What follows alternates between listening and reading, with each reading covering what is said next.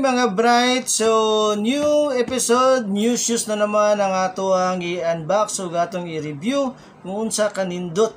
Kaya ang ato ang sapatos karon nga atong tan-awon ang Precision 6 nga nay colorway na pink peach. So tan-awon na to kung unsa ang quality sa mong sapatos. Tara, sabayan na nato ang box. Mara gihapon as usual, Precision yung nani uniforma. Atong i-open.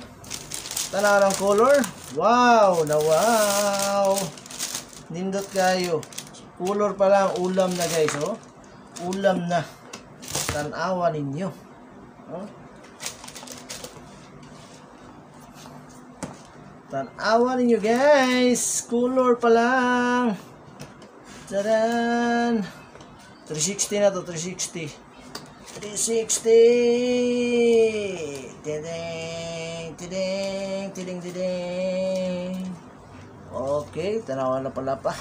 So, tara. Hato ng tanaw-tanaw no himay-himayon ang mga sapatos. Himay-himayon na to ang mga sapatos. So, magsugod na punta diriya sa kilid. No?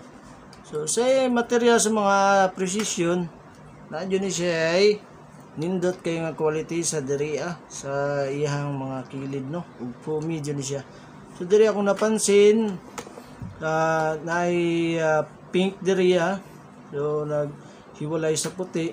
So, nindot siya o combination tanawan siya diriya, no? So, ang iyang shoes niya, pink pod. Diri pink, nga white. So, as you can see, yung logo, atra kayo tanawon. Net kay katanawon. Nylon materials, ang iyang tela nga gigamit. Nylon materials, kini plastic ni siya guys. Diri, rubber. So, rubber ni siya. Diri, rubber. Coated sa iyang nylon materials. Diri siyang to. Mariyas nagyapon og tila. Dili na punta sa pikas kilid. Wow, nindot kayo guys, oh. No, gisapawan jud siya diriya o grabe ra, gikoted jud siya. No, kung magpilo-pilo na siya dino sa imong basta-basta malangkat, ay coated siya og rubber diri, inat ra no. Tabang ni siya o safety sa imuhang tila nga musika piko-piko, dagan-dagan. Nindot kayo pagkakuan guys. Nindot siya, oh.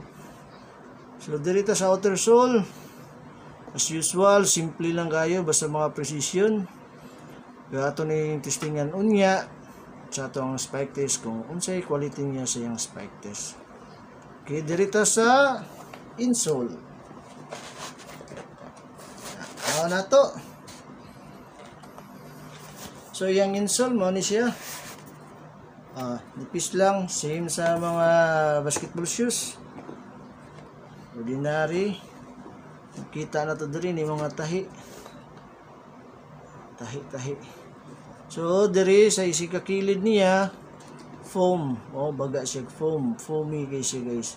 Mao ni nakanindot sa Precision kay relax kayo. Relax kayo imong tiil ani. Pero kung napansin sa Precision, dili na siya ingon nga air cool, no? Dugay-dugay ni mong dagan-dagan na igang kayo ni sa tiil. Di siya pareha sa uban nga medyo translucent ba, lapos-lapos ang hangin, no? Diri baga siya pumi din siya. So dili lang yung mga basketball, pwede mga outdoor activities, pwede ani. Tanawa ninyo. Nindot kayo ang Precision 6. So karon nato na po na siyang testingan og spike test. Karon natong matanawan kung unsa ang dapat ihatag nga grado sa to ang Precision. Okay.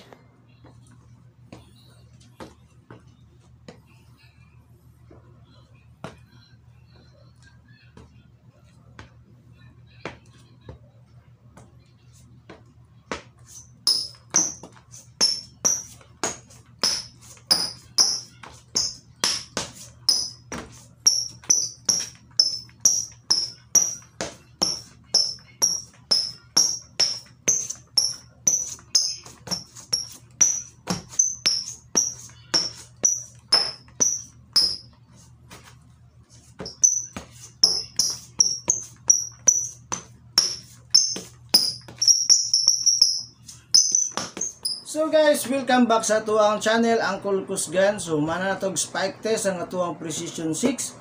So ang akong marita ni sa 5 to 10 na siya sa mga 8 kay kusog siya mo spike at the same time pumi siya. So mao to akong gitanaw sa iya ha, mao pud ako ang giganahan nga komportable siya kay baga siya pum nya kusog siya mo spike. Pero sa 5 to 10 na reduces mga 8, no? Kay sa akong review siya di kay ko ganahan, ambot lang sa inyo ha, pero sa ako di kay ko ganahan o kanang dili air cool kay paminaw ko murag igang kay siya dagan-dagan. So kato lang guys ang ako ang mahatag. So kung nagustuhan ninyo ang atuang impression, atuang giflex karong sapatos, paki-like and subscribe sa atuang channel para sa atong mga sunod nga mga video. Og katulang daghang salamat, mayong adlaw kaninyong tanan.